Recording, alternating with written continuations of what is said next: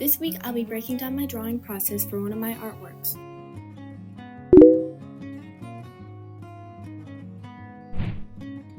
I started out with a sketch of the character's pose.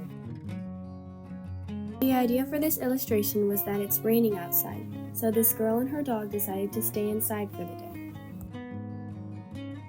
I was having trouble sketching out her hands so that they looked accurate, and focusing on the bigger shapes before the details really helped me here. Next, I started to draw her dog.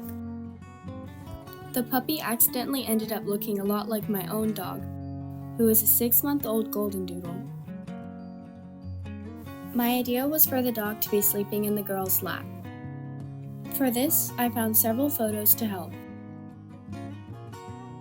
Now I'm going to show you how you can add perspective rulers in Procreate to make better backgrounds.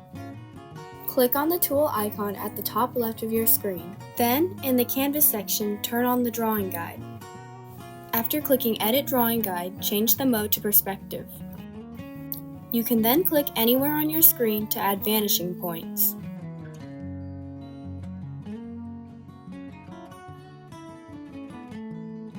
For this drawing, I'm using 2-point perspective, which means there are 2 vanishing points.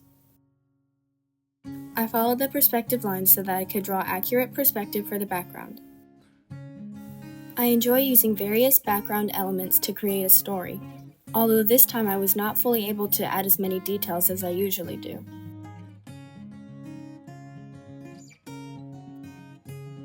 Sometimes I wish Procreate could support bigger canvas sizes, because sometimes the brushes can get really pixelated. This was a big problem as I was attempting to draw the people in the photos hung up on her wall. But overall, I think Procreate is a really good app. I'm going to speed up the footage here because I don't have much else to say about it.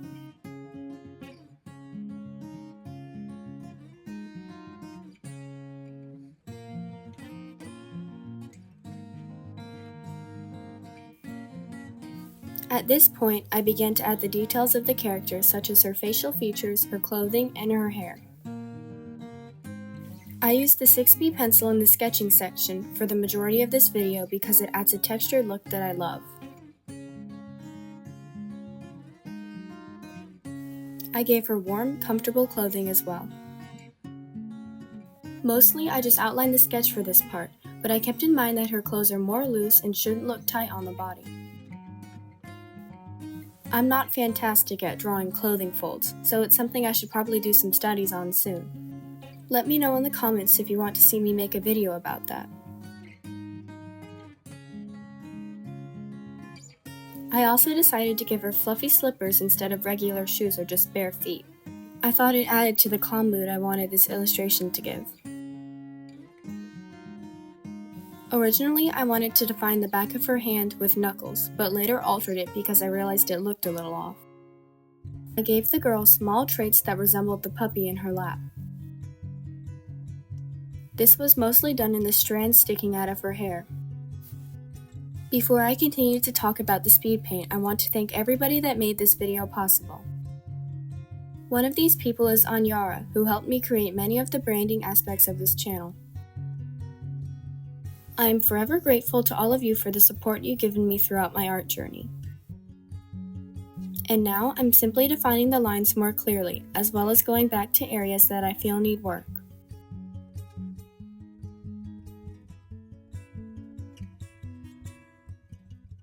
At this point, I added the details to her dog, adjusting proportions and anything else that needs to be fixed. I really enjoy drawing the fluffiness of the puppy.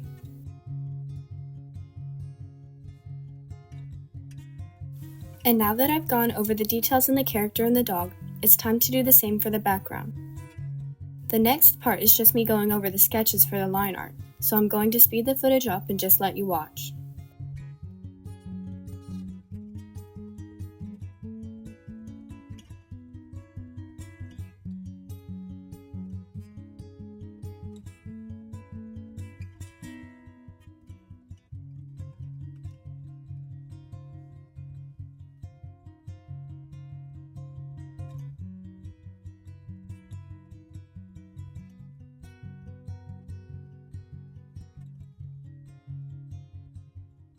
Here I added the basic colors to separate each section of the illustration.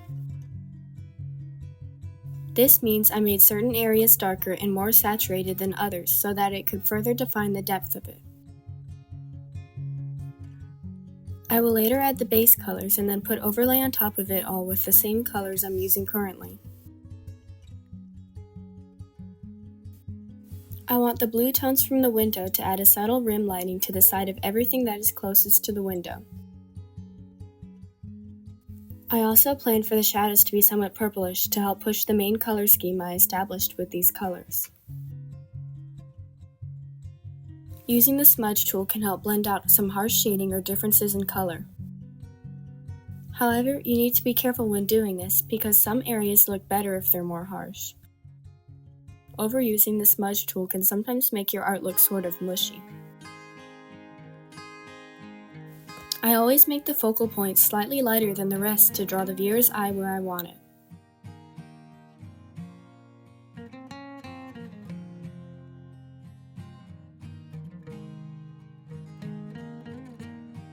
Now once I finished the main shape colors, I started to add base colors and began to draw the small glimpse of outside that we see. I can't remember where I got it, but I used a rain brush and set that layer to overlay to show the rain outside.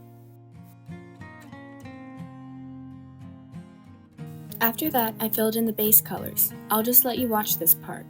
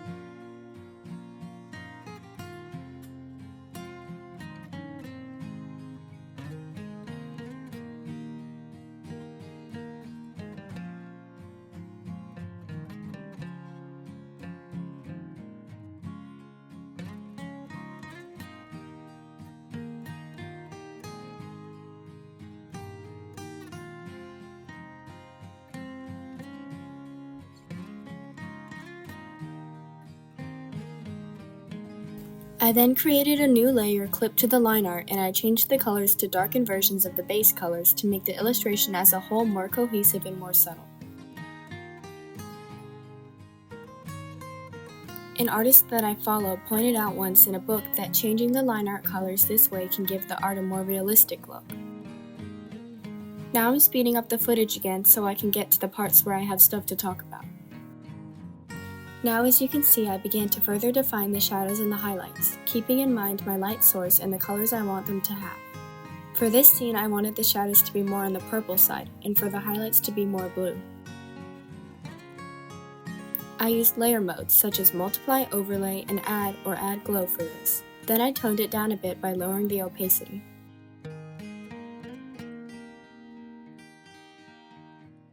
Sometimes, if I feel like the drawing needs a bit more, I will add a couple extra layers of shading so I can try to push the lighting more. I ended up doing it with this painting because I wasn't satisfied enough yet.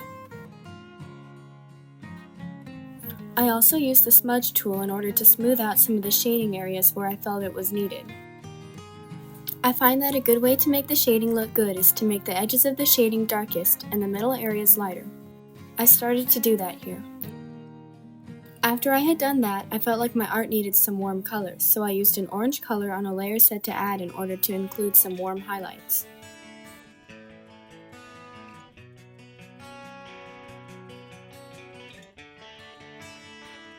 And at this point, I was just going over the entire painting, trying to fix a few minor details before I decided I was finished.